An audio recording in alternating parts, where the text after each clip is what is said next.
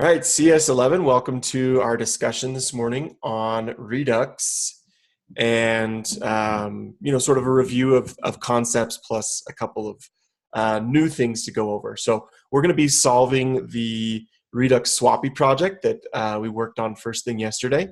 And so, hopefully by the end of this, it gets us, we all have the ability to kind of see what Redux Thunk is all about. So if I were to start with the README, let's take a look at this. So we're talking about middleware, apply middleware. Okay, what middleware is and what apply middleware does. Redux Thunk and Redux Logger. So download all of this stuff, get your project up and running, which I haven't done yet. So I'll go ahead and do that really quick. So I need to run yarn and let that install. And it should be pulling in my node modules. So let that do its thing. And then we will run yarn start and get our package up and running.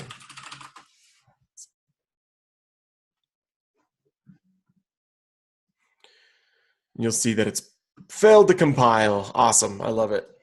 Okay. Simply put, middleware is software that sits between our action creators and the reducer stack. Okay, so that's it. That's what it means in terms of our intents and purposes for using it with Redux, right? We are using middleware to be, a little piece of functionality that sits between our action creators and our reducers.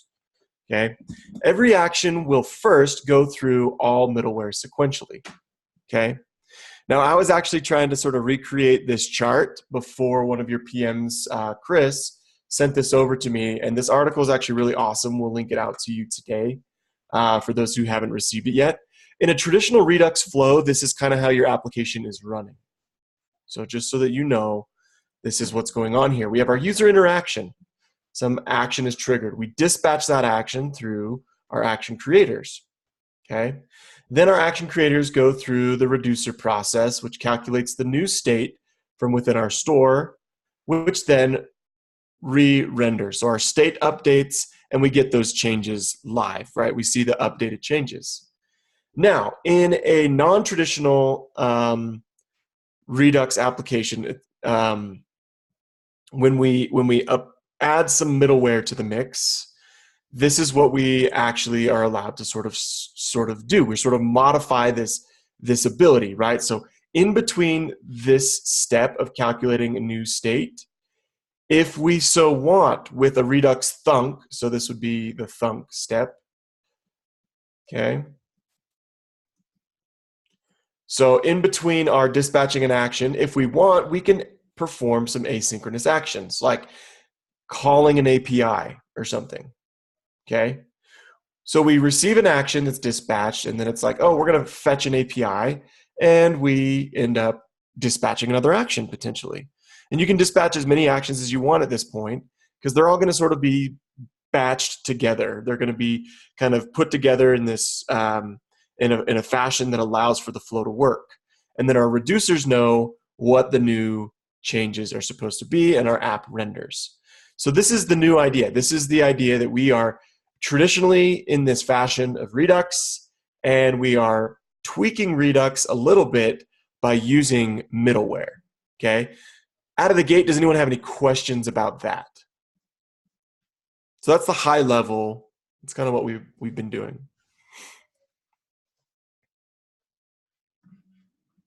You can pause for a second for any questions that may potentially come in, and I will, once again, I will link this out, so don't worry too much about it right now. Okay, so consider something we can use to augment the powers of Redux. So that's what middleware is. We're augmenting or increasing the power, that Redux has given us out of the box. Redux has a package that you can use called apply middleware. So we use this function that comes with it. It's part of the Redux API that will allow us to install utilities to help you achieve specific tasks. For our example, we can pull in that the apply middleware function directly from Redux. Okay, so that's all you have to do is just import apply middleware from Redux and we're good to go. And then we're going to use apply middleware to inject middleware into the store. Okay, so that's where it lives. It'll live in that Redux store anytime our action creators get dispatched. If they so need to go through the thunk process or the middleware process, they will before doing anything else. Okay, cool. A couple questions did come in as we were talking. So without middleware, our action creators assume that our return is an action, but with Redux Thunk, it assumes it's a function that has a dispatch in it. Yeah, so you're still, at the end of the day, your action creators are eventually going to return objects, right? Because that's what an action is. It's just a plain JavaScript object, okay? And that's received by the reducer, and that reducer knows what to do with that object because we tell it what to do with that giant switch statement, okay? But with the Thunk middleware, it allows us to actually delay or postpone the actual delivery of that object, okay? So with Thunk, instead of directly going, I'm going to pull this architecture back out. Instead of directly going from Thunk or from our dispatch to our reducer, right, returning that object, with our Thunk, we can actually do stuff in between, right? So our objects, at the end of the day, what gets returned will be our object. But we can do some things between that action creator call and the reducer. And yes, the primary difference is that we do now have direct access to the dispatch method, okay? Because everything in Redux sort of lives and dies around that dispatch function. Everything happens in Redux because of the dispatch function. Once dispatch happens, we trigger our Redux data flow, okay? So normally, traditionally, Redux is like this. With a Thunk, we can do extra steps between our actions dispatched and our reducers called and our store being updated, okay? And that's sort of the beauty of this middleware package. Now, this is all happening as sort of a magic black box. You don't get direct access into this, but I'm going to show you a way today that we can actually build our own custom middleware, and you can kind of see, you can kind of peek under the hood a little bit, okay? Another question. So the browser is still just reading HTML, CSS, and JavaScript, right? So where does Redux live in the browser? That is something I'm not getting. Yeah, David, that's a great question. Redux is JavaScript. So Redux gets pulled into our package, and we use it inside of our bundle, so to speak. Anytime you import anything, so when we're going to import some stuff, so let's go to index. React is just JavaScript. We're importing it into our library here. Cool. So it will live in the browser as well. Redux lives inside the browser, right? Our application is now kind of being built together with the objects that come from Redux or React and React DOM, because it's all just objects and constructors, right? It's kind of how JavaScript works. And then we have our constructors that are our own components, and then the provider, which is our React Redux component, this create store function, which is, so all of this will get bundled up and spit out to the DOM. If we were to try and look at that, it would be pretty interesting. But where does it get access to the dispatch function? Is it injected inside of the connect function when we bind the action creator? Very, very good question. So it actually will get access to the function through our create store and our apply middleware functions. It'll get access to it through that. So it gets bound and wired up through the store. So Redux itself will end up passing the dispatch function through to our action creator. So it'll start to recognize, now that we have Thunk, it's going to go action creator Thunk, and then it's going to be able to, augment the functionality or add options to the functionality. So Scott asked a really good question. Is it okay to assume this is what is happening? When the middleware is enabled, if we dispatch a function, Redux Thunk middleware will convert such actions into objects. So we don't have to worry about reducers receiving weird function arguments. Reducers will only receive plain JavaScript object actions. Absolutely. It's a very good way to think about it. Because our reducers, at the end of the day, we are setting them up so that they can receive the previous state and our action object. And that previous state will be measured against what the new state should be based on our action types, right? And then we just swap out the previous state and the new state. So it's a very good synopsis. Okay? So now that we kind of know more about it at a high level, let's build this little app, and then we're gonna be able to focus more on middleware when we build our own custom middleware. We're gonna build our own Redux logger. Okay? Basically, I'm going to take this functionality and I'm going to extend it a little bit, or I'm going to build it on my own. So, and we'll replace the Redux logger functionality. Redux logger is a lot nicer because it's built for you, but don't worry, we're just going to do our own thing. Okay. So let's import our apply middleware function, and let's make sure that we are pulling in our root reducer, which at this point, I am okay with it just being a plain old anonymous function that returns an object. And then we're going to throw in our apply middleware function. Not that one. That one. And that's going to take in our thunk. Now, yesterday I recognized that I capitalized thunk. You see it more in convention to just leave it uncapitalized. So I apologize that I capitalized it. It won't matter because it's the default object. You can name it whatever you want. Thunk is a weird word. It's kind of a play on words talking about the past tense of to think. Okay. In fact, the history of a thunk, just so that we all know, is if I had a variable, I better actually use const. X equals 1 plus 2. That's not a thunk, right? X just immediately evaluates. Okay? But if I had a function, const adder equals, or is a function, sorry, and it took X and Y, and that returned X plus Y. This is already known as like the most basic thunk, right? Two things that do the same thing, right? Two ideas.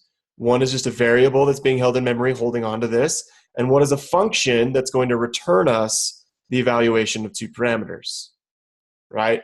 This is actually not going to happen right away. Once we call adder, we invoke it, it has to go through the process of putting this on the call stack and then returning this. So you can think of this type of behavior, very rudimentary JavaScript behavior, functional behavior, as sort of a thunk. It's just a weird word to say, oh, there's a delay here that there isn't here. It's funny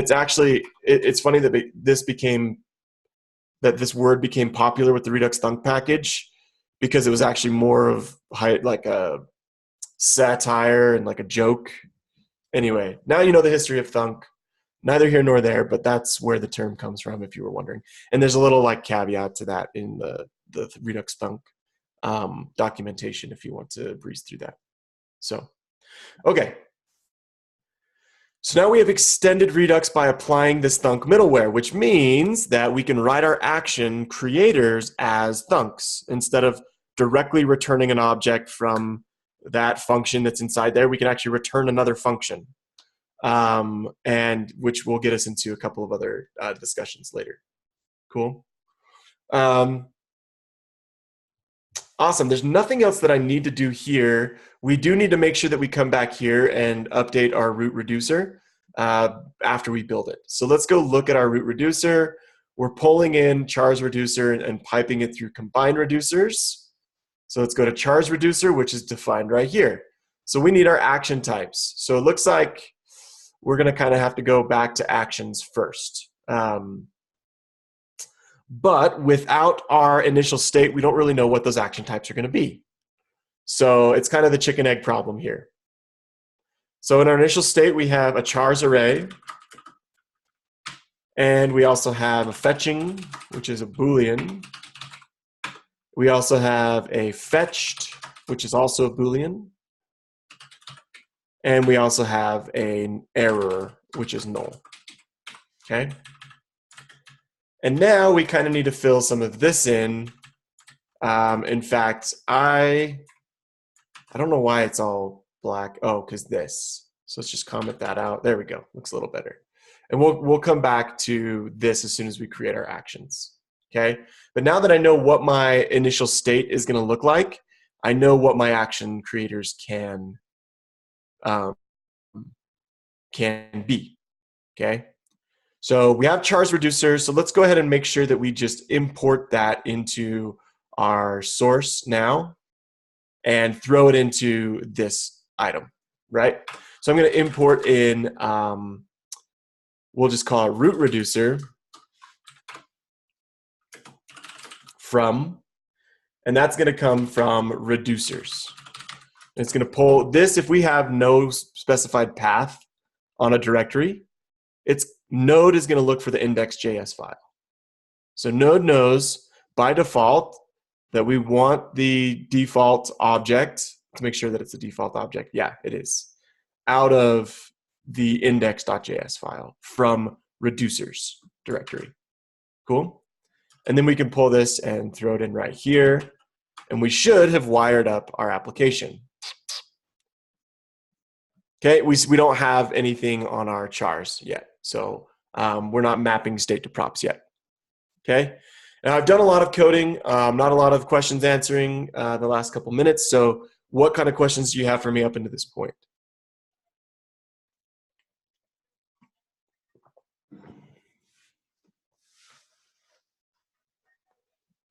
If any. If you don't, that's fine. We can definitely forge ahead.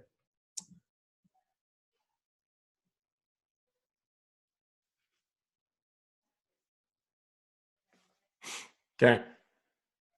We shall move on. So now let's go to our actions and let's look at what we need to build here.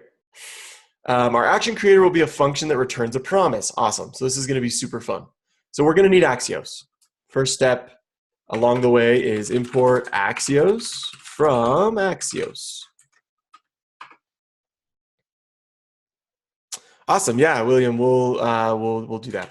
And you could have done this without using the root reducer. There's only one reducer in this project, so it's not important to have as many, or to have multiple. But it's just getting that point across. So 3 different action types here. So I'm going to say const fetching chars will be explicit there, equals fetching chars. I'm going to say const fetched. I'm gonna replace it with chars fetched, so that way it's easier to tell the difference between the two. And then we have an error, so I'm going to say const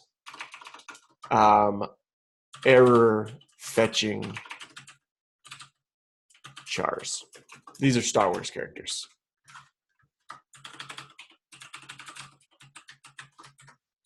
Okay. Fetching, fetched, and errors. So that's our state machine, right? Those are our action types. So now we're going to have a const, I'm going to export as well. Probably want to export these. Multi-line select there. Really, really quick and easy way to, select multiple lines is I hold Command, Option, Shift, and then I go up and down, right? So learn your keyboard shortcuts. You'll get better and better. Export const, and we're going to do a fetch chars function. Okay.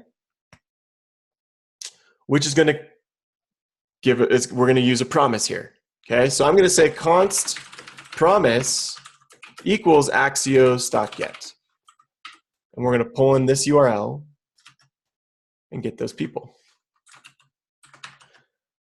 I'm wondering if we need that forward slash, or if, from what I remember previous times, yeah, that'll still work. Okay, cool. All right. So now in a traditional like React app, we would just simply like set this on state. We would look at the, what the items that come back and things like that. In this case, we are doing this in a thunk fashion. We need to dispatch out our actions, right?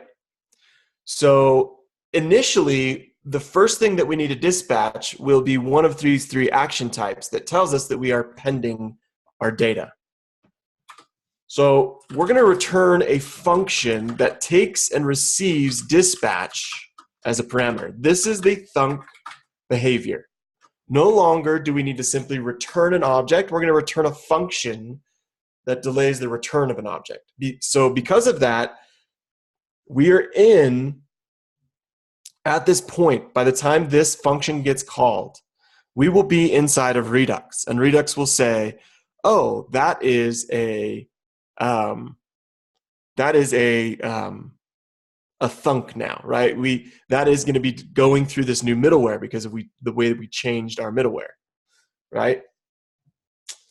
So if this function is returned, then it will kind of go through that process. As opposed to returning an object, it's not going to go through the middleware process.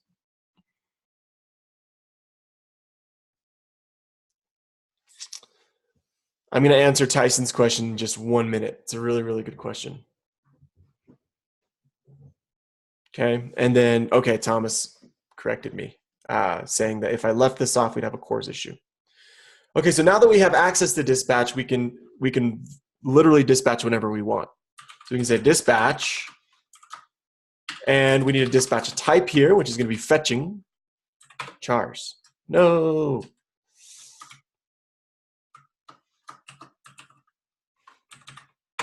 Okay, that'll be our initial idea. Okay, now we're gonna use our promise. So I'm gonna say promise.then, and inside of here, I'm gonna be able to receive my chars data. So response, and this is where we'd want a console.log.response, so we know exactly what gets returned out. I know that we're gonna use response.data because I've used the Star Wars API a million times, and yeah, it's just the way that I remember things working, but I may be wrong. Maybe it changed, so we'll console log it. But this is where we would also then dispatch our chars fetched, so we have some sort of success here as our type. And then we would also say, hey, I want to payload out that response.data because we want to set those in our store. So on our reducer, this characters array will become that response.data, right? Okay. And then if something breaks down, which we'll be able to easily test for, what we'll do is we will say dispatch our type of error fetching, and then I want some sort of error message. And I'm going to say error fetching chars. And we have an easy way to test that. Just delete a character in this URL. This is just convention, Alan. Alan asks why I created my promise inside or outside of my function. It's just convention for me. It's like I'm going to create my promises up top, and then I'll invoke them whenever I want. It's nothing more than that. Yep. Really, really good question there. Because essentially I could have done away with all of it and just done this, right? But to me, we're getting a little, to me, it's just like, let's clean it up and let's keep it right there. Cool. So that should be everything we need for this little fetcher function to work. It's going to go and fetch our characters. Okay. Now let's go handle that information inside of our reducer. So in our reducer, we need to handle those action types. So because I'm exporting them, I can start, I can start to import from actions, and now I can take a peek at what comes in. So with IntelliSense, I highly recommend you use an IDE or a text editor like VS Code that has IntelliSense built in, because now I can just start, if I forget what those action types are called, I can just start looking and look. It's like, oh, this constant variable is defined in that file. And then we also have, oh, that's defined. You know, I can just start barely typing a couple characters and I instantly have access to the variables, which is another reason to use the convention of defining your action types beforehand, defining them and setting them equal to the string so you have access to those variables. It just makes for such a nice developer experience. Okay? So when we put ourselves in this pending state, we are going to say return. So if action.type is the case of fetching, then we're going to return object.assign. And this is where we're going to say, give us a new object with the state. And this is where I'm going to answer, I almost called Tyson Charlie, but Tyson's question. And the new state that we want, which in this case is fetching, is going to be true. Okay. So Tyson asked if, you know, a very good question about convention over here with initial state and current state. Would it be all right to have current state in addition to initial state? As in bring in initial state, then any state after that would be a current state or the updated state. All the examples I show only show initial state, or I'm assuming it's, so I'm assuming that's always the way to write it. I would always consider this to be your initial state. It's the state, what you want your state on your store to look like, right? So to me, that makes the most sense. This is initial state, okay? Then I would look at this. So if you want to change this value, this will be the previous or the current. You can think of it as either the previous or the current state, right? Because this is going to be whatever is in our, think of this big circle as our store. It's like, oh, at the time this reducer gets called, this reducer is going to say, hey, Redux, what is our current condition? Right? And you can also think of it as the previous condition because we're moving, if this reducer is being called, the assumption is that we are moving to a new state, right? So you can think of it as either a previous state or a current state. But this object is always the default in this case because the first time that this reducer gets called, state is going to be nothing. So we initialize it to our initial state. So this will only be set as this variable on our init Redux init action, which I'll show you that init step. And init means initializer step. Okay, I can show you that with the Redux dev tools, or with no, it doesn't work with Logger. Okay, good stuff. Is there anything wrong with passing the URL to fetch chars instead of being hard-coded in the function? Absolutely nothing wrong with that. In fact, that would be majority of the time you'll see that happen. So you're saying we could invoke this function with a URL and give it the URL here. So then on our component, inside of our component file, when we call our action, we will send that URL with it. Wonderful. That's a very, very good architecture. Yep, so Sukata mentioned, just back to the state conversation, it assigns initial state only when state is undefined. So it's at the start only, is that right? Yes, it's at the initializer step. Otherwise, after that, we're always going to have some state. This is just what the first portion of our state is. It's like default props or default state in your constructor. When talking about a component in that case. Okay. So now we have a case for chars fetched, which means we're going to have some chars to update. And we're just going to say pass on that original state, but change the fetching back to false and update the chars to action.payload. And then a case where error happens, return object.assign. Now at this point, I think it is totally fine for you to start using, if you know how to use it, the spread syntax. If you haven't been using it already, maybe something you want to look into, but you could rewrite this so that you never have to type in object.assign again. So, and we're going to say fetching is false because we're out of the pending state. But fetched, and then fetched would be true, right?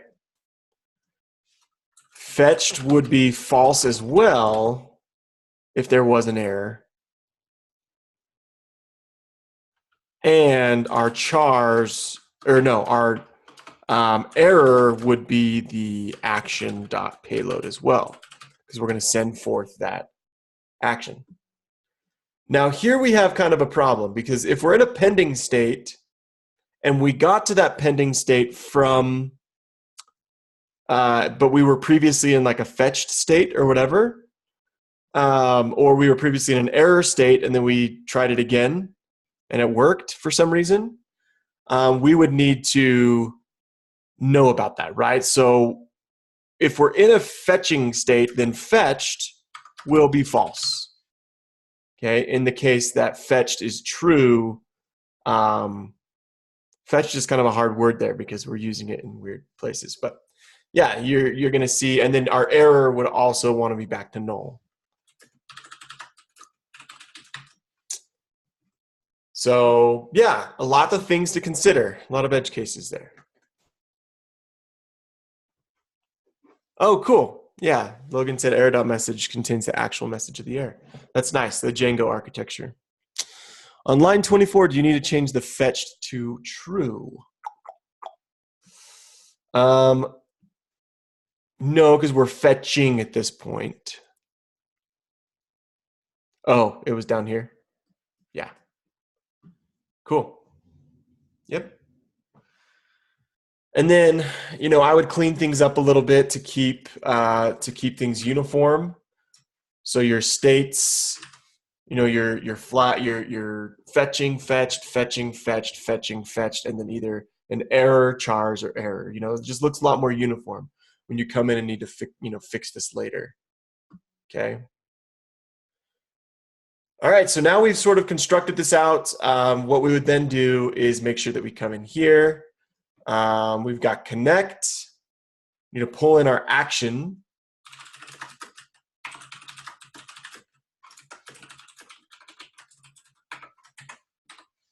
And then we would map all of this to props.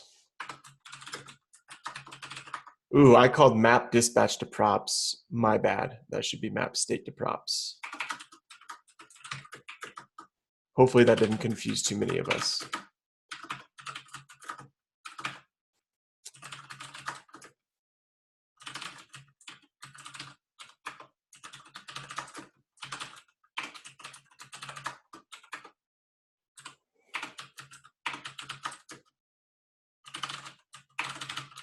And the last one, chars equals state.chars. And then out of the gate, we should be able to, also pass this here and our fetch chars function there. Okay. So then if I go back to the screen, props.chars is not defined. Let's go here, refresh. Okay.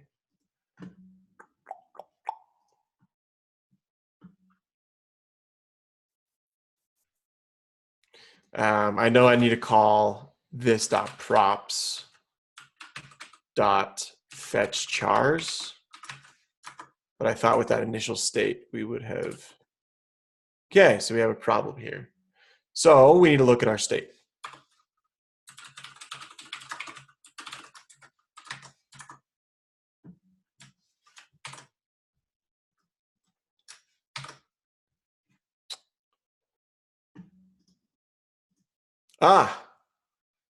Here's what's interesting. We have in our reducer a problem. Because right now we're just kind of passing in our chars reducer, and it's nested. Remember how the combined reducers nests our state? So we need to say chars equals chars reducer, and then all of our stuff in our app.js file needs to be state dot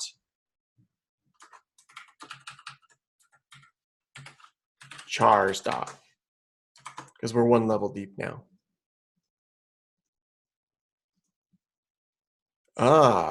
State.char. Oh yeah, that's state.chars, empty array. Okay, so we are not getting back, we're not getting back the stuff that we need. So we must be getting some sort of error. Okay? This is good. This is good to go and debug this type of stuff. Oh, you know what? It's because we're not sending our URL forward. There we go. I found that out because I didn't see this, right? Okay. We also have another error now where maybe I'm slicing up. So there's our data that comes back. And chars dot results. So I need to go results. Okay, so I was wrong in my original assumption. So back in action, it's got to be response.data.results. And that should solve that problem. And there it is. And if you notice, there's a fun little loading GIF. It takes a couple seconds, milliseconds to come on.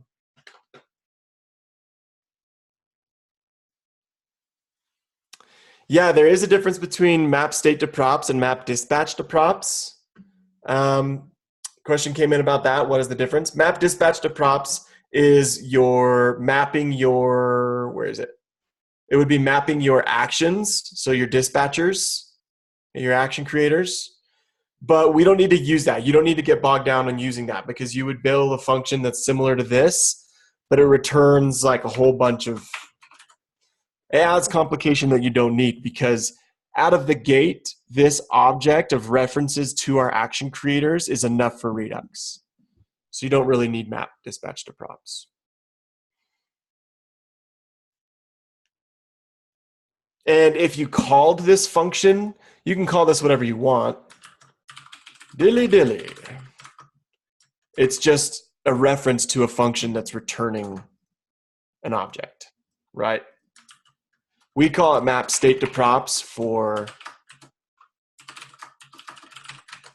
convention's sake, because we know that's what it's doing. It's taking our state, mapping that state to props. So whatever is on our state object, we are putting on props on this function. Cool? And then yeah, if we had an error, we would handle that error properly. In this case, we're saying if this .props.fetching is true, then give us that logo. Otherwise, render our characters. Okay, but what if there's an error? This .props.error is not equal to null. Then render a div with this .props.error. Else render nothing. And now if I go and create a typo, it doesn't like that. Whoops. Whoops. There we go. And we should be getting an error. We'll check our React DevTools. We'll see if I wired this up properly. Oh, error is not on our props. So that's a problem. We need to figure out what this is. So back to the reducer, or I mean back to the action. We said message. In our reducer, we called it error. Error equals action.payload. So we can go in console log right here and say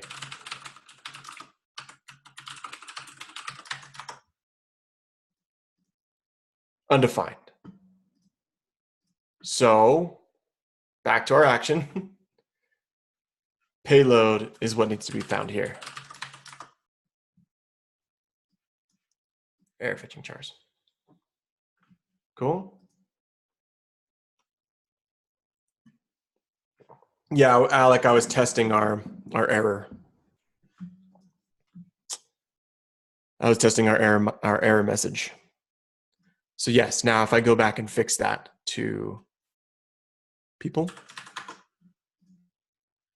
should just work. Yeah, I could have changed it to action.message. You're right, Mark. Naming it data wouldn't change your entry point. So let's see. All right, let's go back over a couple questions here. In your actions, you have .then response, dispatch, type, fetched, payload, response.data.results. Is there any drawbacks to doing it this way? So I'm actually not destructuring that object the way that that is being done. So this is going to be an object, and I'm not destructuring it. The way that it's being shown on the screen looks like this, where we are wrapping that up and destructuring it. Now it's going to change this. So I would need to, well, let's see what it changes. Yeah, we got an error somehow. But yeah, it's really just convention at that point. Like whatever you feel you'd like to do. Let's see, response.data.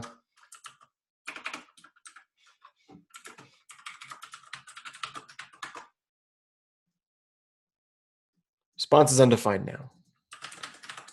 Data is not a thing. Yeah, so however you destructure it, for me, I'm just taking the whole object and then I'm saying this is what the whole object is. Response.data,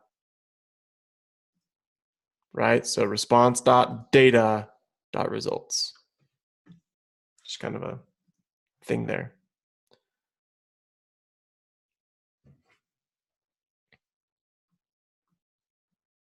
Yeah, what Josh mentioned is true.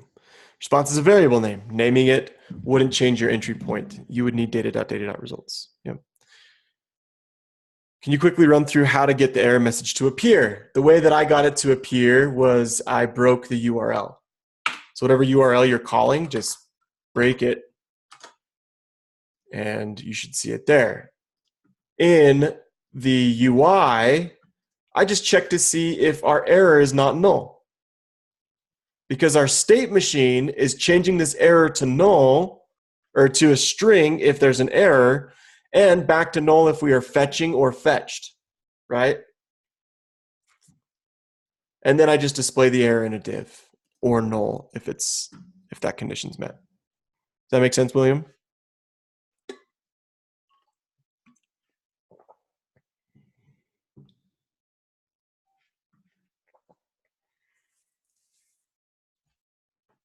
Awesome.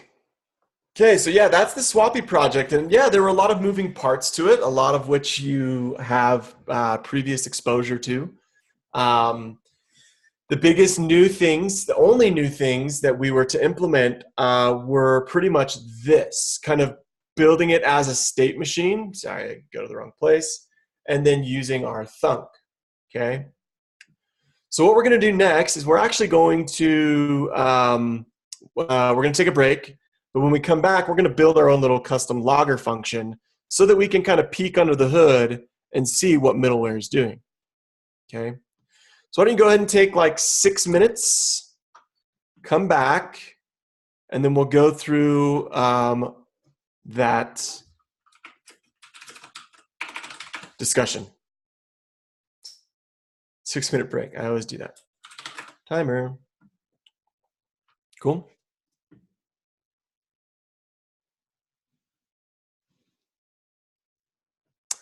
And when we get back, I will answer Vim's question.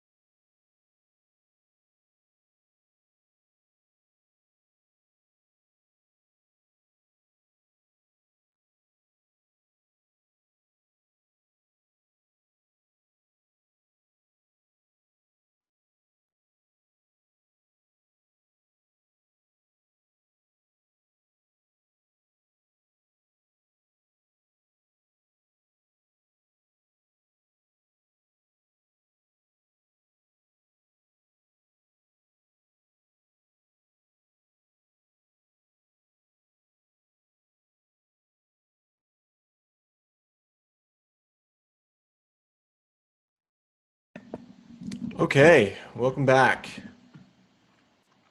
Let us take a look at some non-trivial JavaScript principles. Okay. In order for you to understand a little bit more about middleware, you kind of need to understand this principle that's called currying. And this is going to explain a little bit about that connect function. Okay. Connect function sort of uses this principle. All middleware in Redux use this principle. Redux uses it. It's a functional programming paradigm, okay? And currying is a lot like a thunk in general, so you kind of already have seen this. And you may have actually had a code challenge on this in recent past. So maybe not. I don't remember the setup of all the code challenges, but the idea here is that we are going to assume so we're going to write basically a function and then rewrite it in a different way, okay? Just so that you can see how this works. And then what we're going to do is I'm going to build our custom logger and talk us through it. And then I'm going to have you try and build a little piece of custom middleware that you can pipe through this swappy application, okay? It'll be pretty fun. Okay. So if I had a function that just greets an individual, right? I'm actually going to write this as a function. So greet const greet equals function, because it gets a little bit messy with the arrow keyword. It's not messy, but it looks abstracted. So I want to take this and do it the right way. Okay. So we have a greeting name, and our function simply returns console.log. I guess you could not return, but we'll just return for kicks and giggles. And we're going to say console.log greeting and name. Hello, comma, name. And if I were to say then call greet and pass it the string hello. And then the other argument would be William. Not calling you out, William, just using your name. We get that printed to the console. Cool. So the function requires that both our name and our greeting be passed as arguments in order to work properly. So what's cool about this, we could rewrite the function using simply a simple nested curry, okay? And the term that I'm talking about, so this is plain Jane function. I'm going to bump up the font a little bit more. Okay, so just plain JS. Now we're going to do a currying function. Okay, so I'm going to say const greeter. We'll just keep them both on the screen. Is a function that's simply going to take in one argument. And that's going to be our greeting. Okay. And instead of returning this, I'm going to return a call to an anonymous function. And that function is then going to receive a name as an argument. Okay? Which is then going to do exactly as we did above.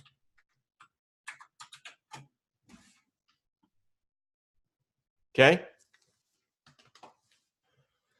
So what's cool about this is if I want to call greet over and over and over again, I have to supply it 2 arguments every single time. But because our greeter function actually returns another function, we can capture this return value in memory and say const curried greeter equals, and we'll just pass it the string. The greeter function will pass it the string hello. And now we can call curried greeter with William's name. Let's look at what happens when we do this now. Okay? What's special about this? Well, I could do this over and over and over again.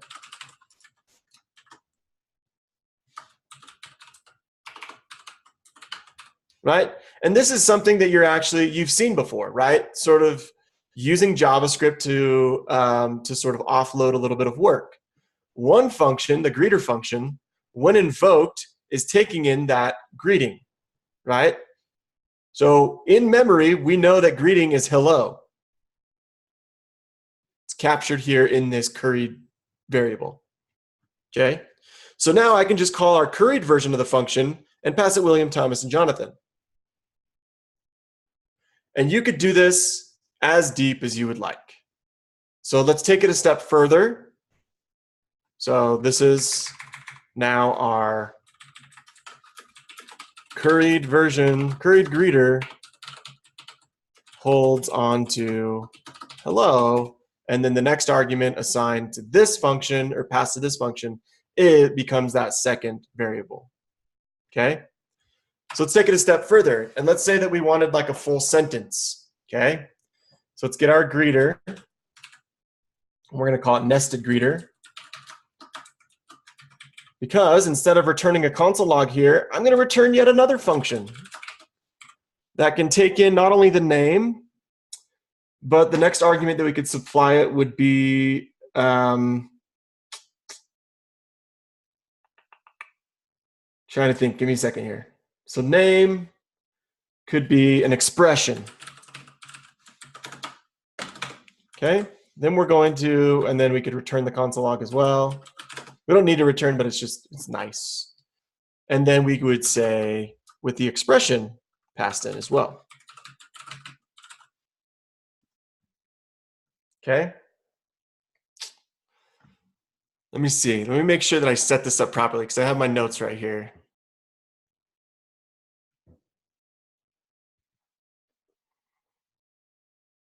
Okay, I actually want to swap these two. So I'm just going to put expression in for name and name in for expression. Because the order of the parameters that you set up here will be important. Because I want this behavior. Okay? So now when I call this function, here's what's going to be interesting. Okay, I'm going to call nested greeter similar to the way that I called curried greeter, right? I'm going to call it a little bit differently. Okay, so what I'm going to do is I'm going to say call nested greeter, and so I'm going to say const deep nest equals nested greeter. The first argument that I'm going to supply to it needs to be the greeting. Okay, hello. No different than anything we've done yet. Now here's where things get a little bit spicy. And I don't mean that in terms of a curry pun. The next argument we're going to pass to it will be this expression. Okay? So I'm going to say exclamation point. I actually want to delete this space here. Okay? So then what I can do is now I can invoke deep nest with Vim's name and with Christopher's name. Cool. And I can run that and look. Those arguments that we supplied to our nested greeter function in this order of hello and then another invocation of exclamation point get assigned to these parameters. So then we now have access to those arguments inside of our invocation. And this can get as deep as you want. You can go 1,500 params if you want. Logan, this is how Redux is set up. It's all based on, hey, we have one function that's doing one thing. Oh, by the way, we're piping in some new middleware here. Okay, so to speak, right? You could get as nested as you want, as many return statements as you want. Yeah, don't skip the parameters. What happens if I do this? It's going to be what? Undefined. Or just not even print, because this won't interpolate an undefined statement, right? So our string interpolation sort of helps us there, but If you were relying on that, you may get an error. Yeah, just won't print. Cool. So yeah, we can do this however we want. If we wanted to do this on one flat statement here, I could then, instead of invoking these really quick, I could then come and say, Mark. And hello, Mark. Right? The order in which these are defined is what's important, right? This string, we have all the values at the time that this function runs, right? So it's really fun. It's a really fun technique, and it's something that you will see more and more often. And you're already seeing this. Where do you see this? The last week, we've been seeing it. Connect, right? In nested greeter, which function is Redux and which function is thunk? So Redux would be this, right? It's like, hey, and then you would have like all of these are potentially a thunk because we're waiting on the evaluation of these items, right, to print this string. So because there is a delay there, that's pretty much, you could think of it as a thunk. I don't quote me on that, but please, yeah, go out and continue to research thunks and curry and all this cool stuff. But it's a fun principle. I'm going to give you this replit so you can kind of play around with it. If we were to refactor this in terms of ES6, how does this look?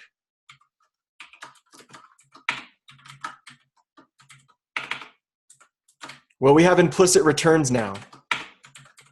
So big old fat curry can just return one function after another. Gets real spicy. This is one of the best parts about, it won't autocorrect my formatting for me. Let's see, we have that, maybe that was why. So let's see if that still works, and it should, yeah. So all of that, boom, one line. Function is our nested greeter, takes in greeting, which returns a function that takes in expression, which returns a function that takes in name, which returns then our console statement. Now, if I wanted to keep it all on one line as a single line curry, don't wait in line for curry. It still just does its thing. That's the beauty of ES6, is it just makes, like, that looks crazy, right? That doesn't look like it should be code that runs, but yeah, these are all implicit returns. So it gets a little bit funky. Okay, awesome. Store that away in your memory. And let's look at this in terms of creating a custom middleware function. I'm just going to create it right here in line, and we are going to create it as our logger. Okay. So I already know a little bit more about Redux and how it's all going to work. So don't get bogged down on knowing what these variables are going to be. But Redux, if you dig into it, you'll be able to figure out from the actual Redux thunk. If you look at the Redux thunk docs, you'll sort of see this kind of come to life, right? I'm just going to do it for the intents and purposes of saying, like, I know what the 3 arguments should be, right? So what's cool with middleware is usually we associate it with this idea that once our middleware is done operating, we will call a function called done or next, which you're going to see a lot in Node land, okay, when you get to backend programming. Because middleware is found in Node all the time. Okay, so for us, the first argument that's going to be supplied to our logger curry function, our middleware, is going to be the store. Okay, so in all Redux middleware, this is what happens. The store will get passed and supplied to your logger as that first, or to your middleware as that first argument. Okay, then the next argument that'll get passed will be next. So once this function is done working, next will get invoked. Okay, and then what's cool is another argument that'll get passed will be the action. Okay? So the action will be given as well. So let's just console.log these three things. Our store. Since we're creating a logger, we can just console log stuff. Store. We'll console.log our next function, which, yeah.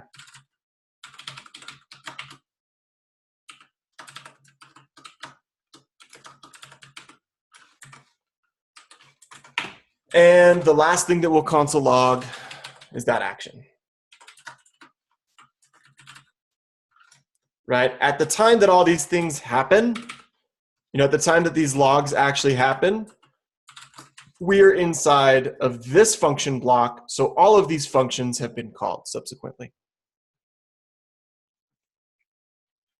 Okay, now we're going to pass our logger function to our middleware, and that should be supplied, and that should work inside, let's see, yep, there it is. Let's go refresh our page. Our store. What is our store? Well, it's got our dispatch and our get state. Okay, so we can use these to our advantage, which, for the record, is exactly what Redux Logger is doing. It's using dispatch and get state. This is why we now have access to our dispatch method inside of our action creators when we're using Thunk. Okay. Now our action has a type fetching chars, and then there was an error fetching. So we got two things that were dispatched here. And then notice that our next function is a function that invokes, or that's calling dispatch. Okay.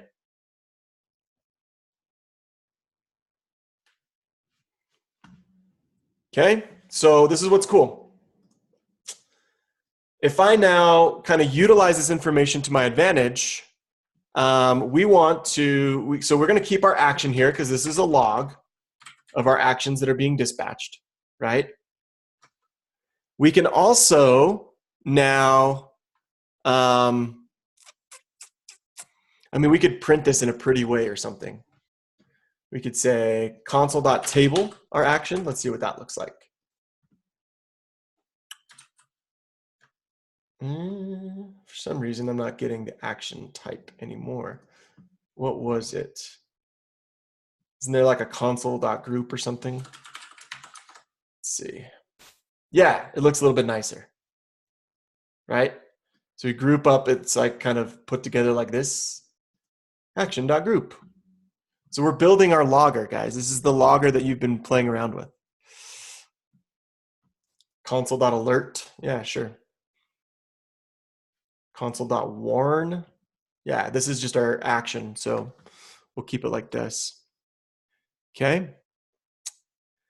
And then what we want to do is we're going to take our results, or like our action, and what we want to do with this is you need your middleware to return so that you can go into the next piece of middleware, right? Otherwise, we're not going to, like if I had more middleware here inside of this, the next function is available for us to return and dispatch into the next piece of middleware. Now, all of this, once again, becomes a lot more clear during Node, but sort of this high-level idea here is that we can have access to all of this information. We can grab our store, we can grab our next, we can grab our action.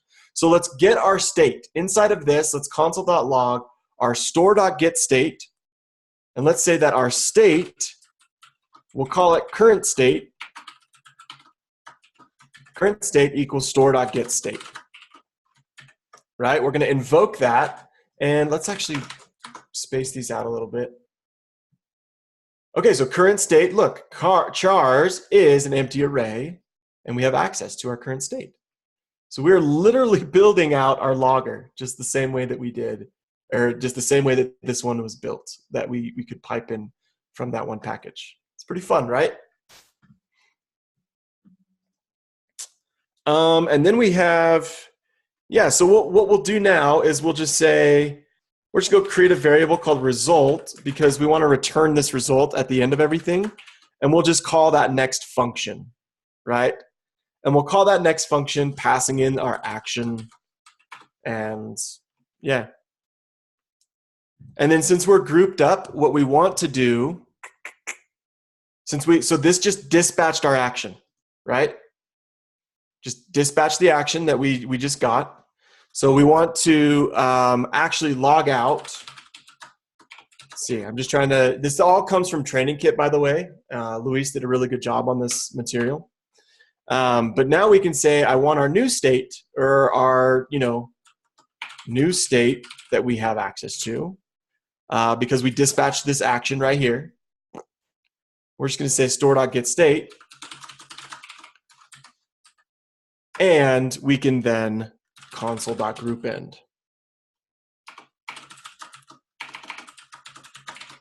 Cool stuff. And then make sure you return your result. Sweet. So yeah, we just created a little console group that's going to log out these statements, and it's going to print it in a nice little user-friendly way. Current state, so action type was fetching. Current state, or the previous state, whatever you want to call it. Empty array, because we're fetching errors null, fetched. Fetching should be true. Fetching was false at that point because we didn't quite get, so that's the previous state, really. But then the new state should be that fetching is true. Yep. So we should say current state. Instead of current state, we should actually call it previous state. Then we'll say new state. So hopefully this demystifies middleware a little bit for y'all. Okay. Previous state was our initial state. New state is what's going on. And then our previous state was that fetching was true. Error fetching chars happened. Then we got chars and error fetching chars, false, false.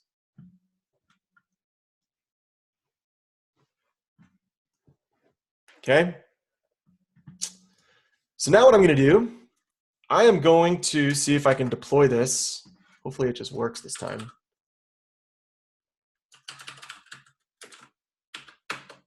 The Code Sandbox CLI has not been good to me lately.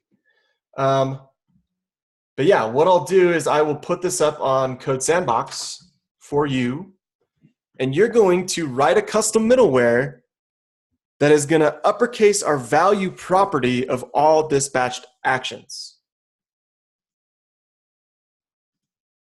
which is kind of already doing that. That's kind of the goal here. All dispatched actions, uppercase, kind of should already be all. Let's assume that our actions are now all lowercased.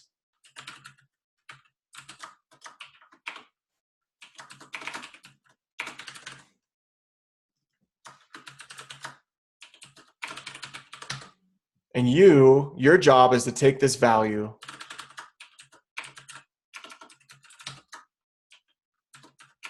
and uppercase it all, right? Let's assume that somebody, yeah, let's just do that. And then you'll write it right in line here inside of that index SRC, just like this custom logger middleware. And you can play around with that for 10 minutes or so. Okay, let me get this set up on Code Sandbox so that we can all use it.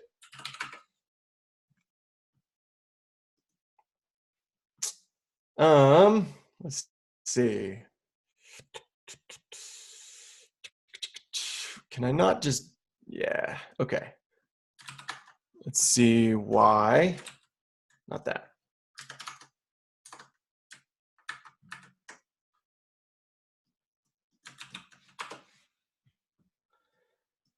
Interesting. I don't know what's going on. There's some settings that something is all borked here. So let me just push this up to a repo because that'll be easy.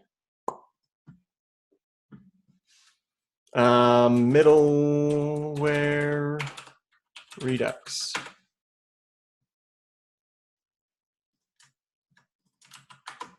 And I will git check out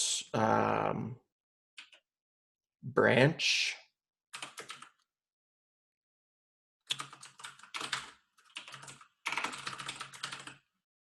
So just give me 1 second. This won't take very long.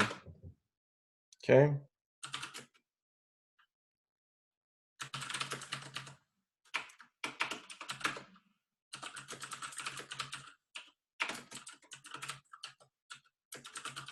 Add upstream origin.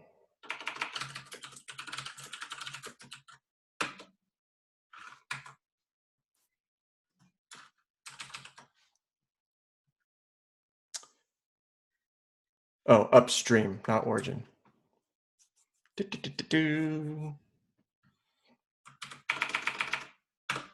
Okay.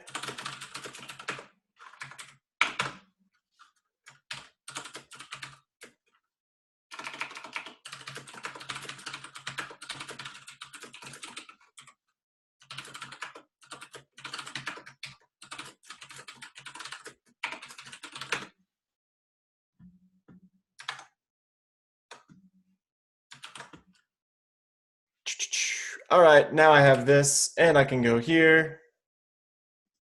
Told you it wouldn't take very long. Well, barring everything works. Oh. What? Create sandbox, upload from GitHub. Cannot find the specified repository. Oh, it's probably because it's private. And this is not linked to that account. So let me make it public. Almost done.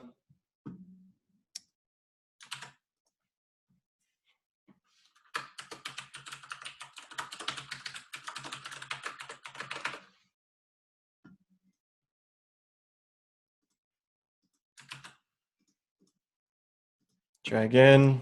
No whammies. Yes.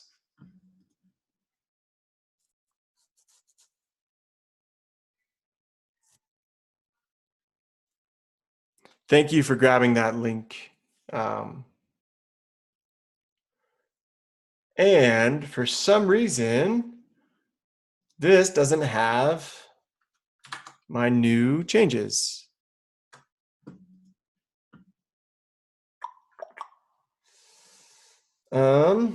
Git merge. What did I call that? Git branch.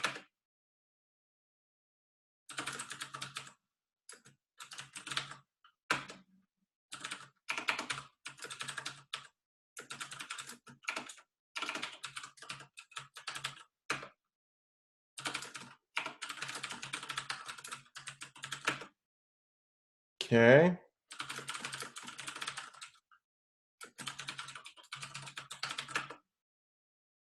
There we go. I had to push the branch too. So we'll try this again.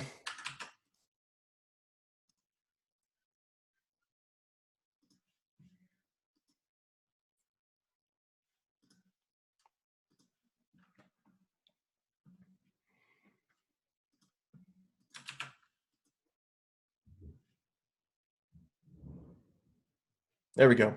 Okay. So your goal is to write a custom middleware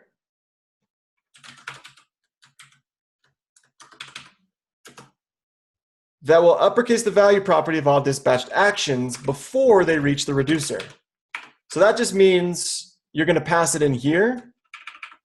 Whatever your middleware is called, you're going to pass it in here, and it should, before it gets to the reducer, return the new uppercase value. So, okay, get you a link and have fun. We'll take about 10 minutes to try and play around with this challenge, and then we'll come back and we'll have a solution for you. It's not super duper easy. So with currying, we don't have much in Training Kit yet. This is all about the custom middleware, but yeah, I would love to build some more content around currying. And that's in my roadmap. That's on my to-do list, is to actually turn this into a module. So yeah. 10-minute timer. Have fun.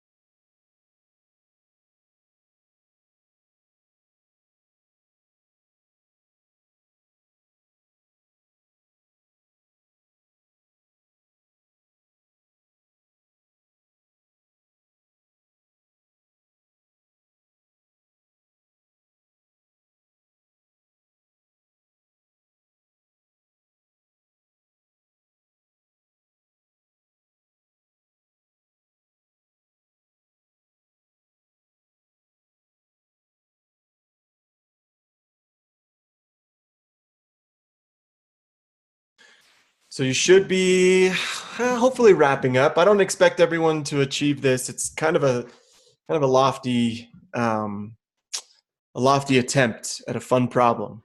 So it is just kind of a good way to get you to think about middleware, and the point will be clear as to how middleware all works in just a second.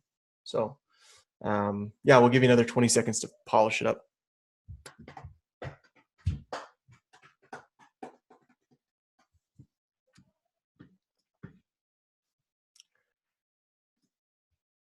Okay. That 20 seconds, yeah, it's important. Okay. Just wanted to make sure I was being fair. So here's what we're doing.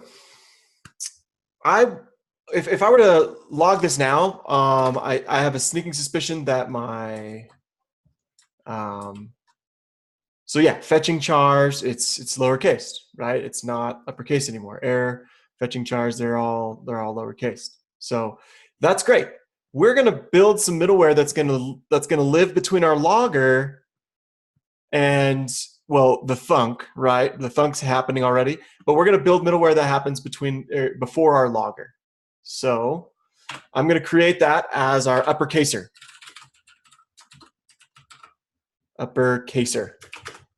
And that's going to, just like these, it's going to take in the same arguments. So at this point, this is how you can see how Redux works, right? It's showing you how we get from this create store, pass that store in, to then through our apply middleware, passing in our next and our action, and so on and so forth. Okay. So I'm going to borrow some of this. Well, really what I want to look at is the action. So let's just console.log for our action. Okay. And I'm going to replace uppercaser with logger, or vice versa for now. Okay, so type is fetching chars. Okay. So we're going to mutate that object. We're going to change that object and change its property. So if I want to now say const, well, what I need to do is say action equals, and then we're going to say object.assign, because we want to create a new object. And then we're going to say pass over the action that we had. But this time we're going to change the type to action.type.to uppercase. That might work. Let's console.log our action now.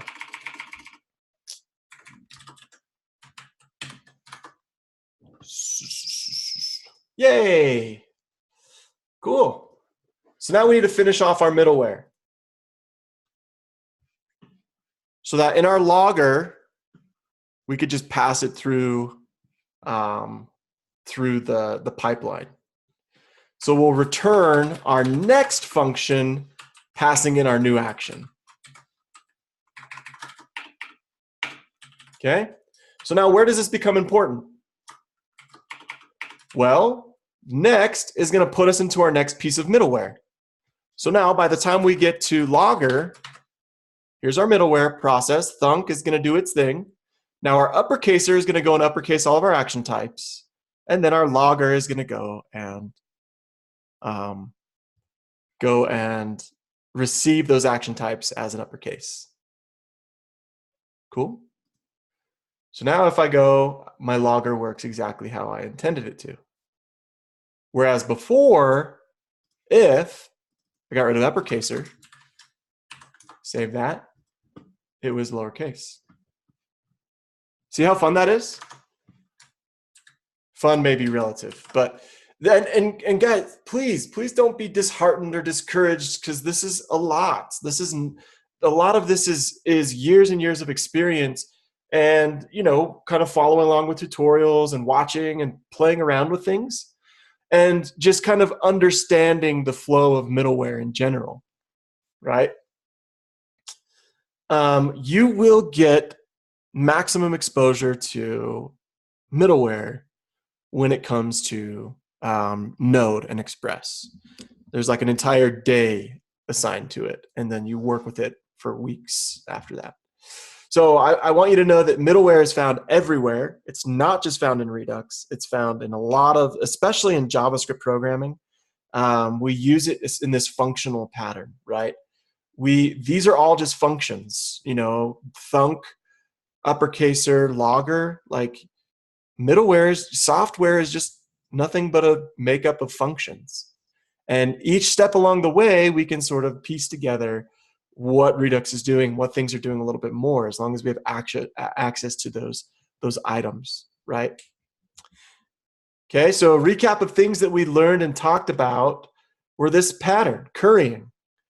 You know, how to set it up so that you can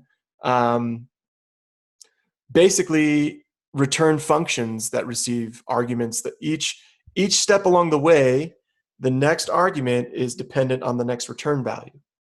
This is how Redux was built. Okay. Now, it's just a little small peek under the hood. Let's say that if we were to put this into an analogy, at this point, you know how to sort of change the spark plugs on your engine, but you still couldn't replace your entire engine block or overhaul I don't know. I'm not a car guy, so I don't know. Ask Josh. He'll tell you.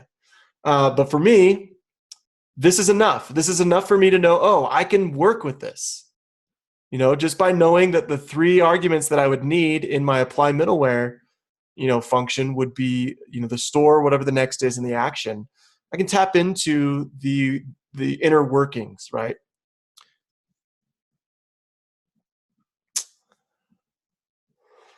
Could you show how to do that line number 27 with the spread operator? Sure. So instead of saying object.assign, we can just spread out on this brand new object all of the properties that are on our action objects, extending in turn the action.type as to uppercase. So we'll say type now equals action.type.to uppercase. A little bit nicer. Maybe I don't need those brackets. Okay. So a little bit cleaner. See if it still works. Yes. So a little bit cleaner, but you know, I prefer the object.assign for you new learners, because then you can say, oh, the spread operator, you know, that's pretty much the same thing as object.assign, right? And then your desk mate at your job will give you the thumbs up and be like, you know. Oh, my camera wasn't turned on. I'm nodding my head in a satisfying fashion. You know what you're talking about. This pretty much is achieving the same thing as object.assign. So that's why I kind of prefer you to use object.assign right now. But if you feel like you got a grasp of it and you want to stretch your wings a little and use some of the abstracted ES6 features, spread out them's properties and go to town. Let me put this in that code sandbox and I'll refresh the page so you kind of have an example of what's going on. Okay. Middlewares. I love calling multiple middlewares. Not a lot of people in the community agree with me on that statement, but I like it.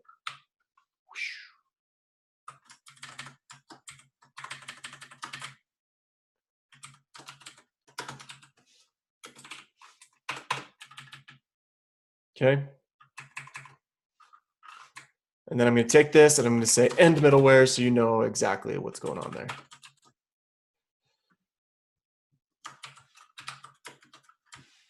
All right, so that's saved and it's up. You can just kind of go back to that URL, refresh it, and see what the changes are. Come in.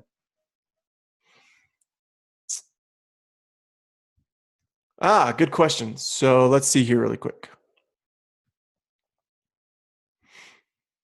I think Redux would be closer to a car's transmission. Sure, yeah. Is there anything wrong with mutating the action here? No, we're just mutating it for our purposes as a logging purpose.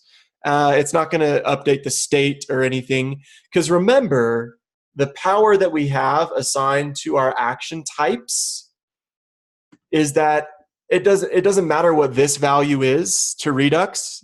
Redux doesn't care if we're pointing to the same idea, right? The string is just being interpreted for us on the log, right? This is saying through the action type what we, that's another good reason to define your action types beforehand. Yeah, the store never sees the unmutated version. Yeah, so this would be all before it gets to the store. So let's actually double check that. I'm not sure. Let's double check that. We can check the store.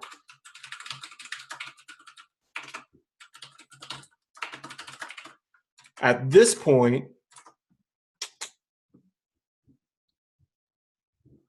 store.getState is, oh yeah, because those are just the state, right? The actions don't live in the store. So yeah, duh. That's my bad. I wasn't thinking about that. So yeah, actions don't live in the store, just we mutate the state that lives in the store. So yeah, good to go.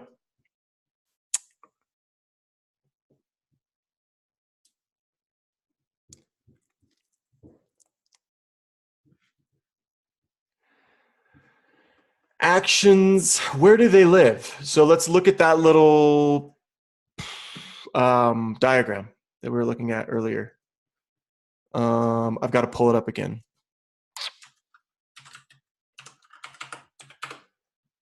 Thanks to Chris.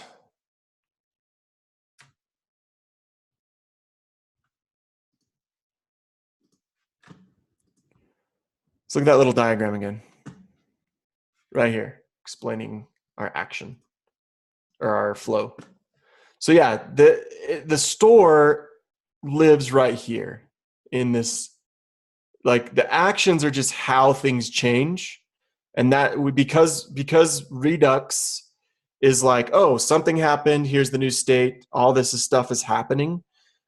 We can tap into the actions as developers and we can have a history of the changes in our application, which is what our logger function is doing, right? Yeah, it'll just live in middleware until dispatch. Sure, I'm not sure the semantics of exactly where everything lives, but yeah, remember the store is just kind of where our state data lives, and the store is made up of our reducers. So and remember that Redux is not just like, it's not an app, it's not a framework.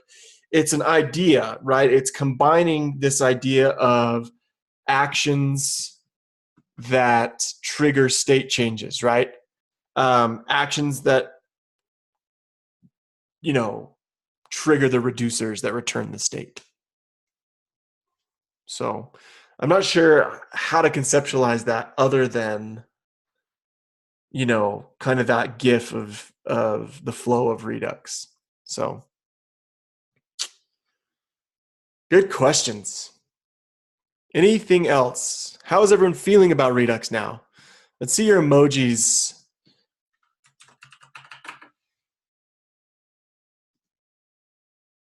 Oh, it was Thomas that brought that source up. 10 points for Thomas. Yeah, I'm going to link these out. In fact, if you want to link out those articles, that'd be great. I'm definitely going to link them out, and I want you to have them, and I'm going to put them up in Training Kit as well for future use. Cool. It's Reduxulous. Yeah, Camry brings up a really good point. Actions don't technically live. They're just passed from middleware to middleware. They may be fully modified within each. Yeah, exactly. Cool.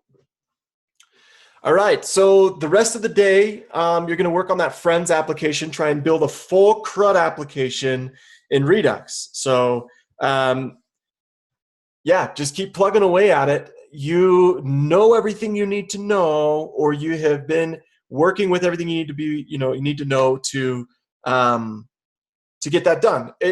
The rest of the day, it's all just kind of figuring out how to tweak your actions to be this, right?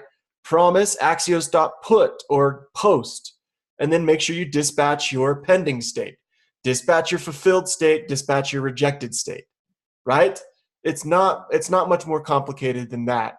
The harder portions are sending objects up to your server and things like that. So keep working through that. Redux, what did we call it? Redux Friends? Let's see.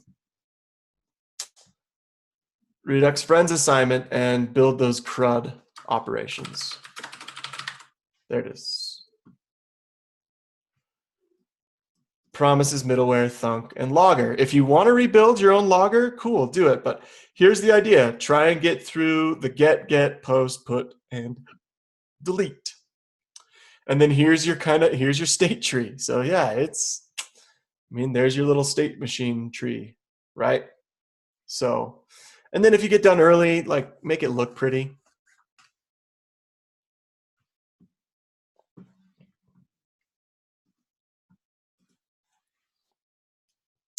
Yes, I would definitely use Postman to test this API, right? And look, there is no React app built for you this time. You have to go and build it.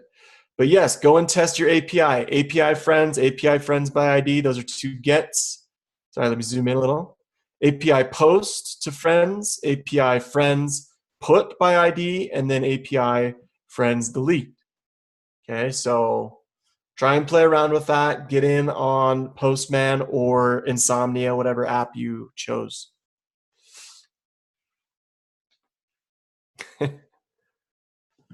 Well, you should be able to make it prettier than this because that is just the static. I feel like this is just the static HTML. I don't think there's any styles to that. Should the Boolean values in friends be nested within friends? Boolean values in friends. Yeah, so you can do this as one single flat reducer, or if you want more exposure, this is what a single reducer would look like. Okay. So I would, because it's one resource. Friends is your only resource here. If you had friends and posts and comments and all the other stuff, then you would want multiple reducers for that. So to Luis's question, do I need to nest this in the combined reducer? You don't really need to if you don't want to. Your root reducer could be a flat reducer. Yeah, you could go flat or combine. If you go combine, it would be like Luis mentioned, friends.friends.fetching or whatever. So, or state.friends.fetching. So, just depending on what you call. Yeah, do you have your code sandbox? So it's in. If you just scroll up in the chat, it should be there. Okay. Okay, gang, thank you so much for the hard work you're putting in. This project right here, tomorrow's sprint challenge is not much different. It's all just about consuming an API with React and Redux Thunk. So, and this is the meat and potatoes. Like today is the last front end thing that you're learning. You're moving, it's kind of sad, big tier. Next week you work on a big project, Monday through Thursday. And then I get to say goodbye to you and send you over to Luis land. And you're going to love Luis. So consider this our last gathering of information. Like next week I have a few things, but nothing brand new. So, okay, it's definitely been a pleasure. We'll talk to you all soon, and let us know if you need anything on this Friends project. I really love debugging React and Redux. It's one of my favorite things to debug because the tools are amazing. So we'll talk to you soon.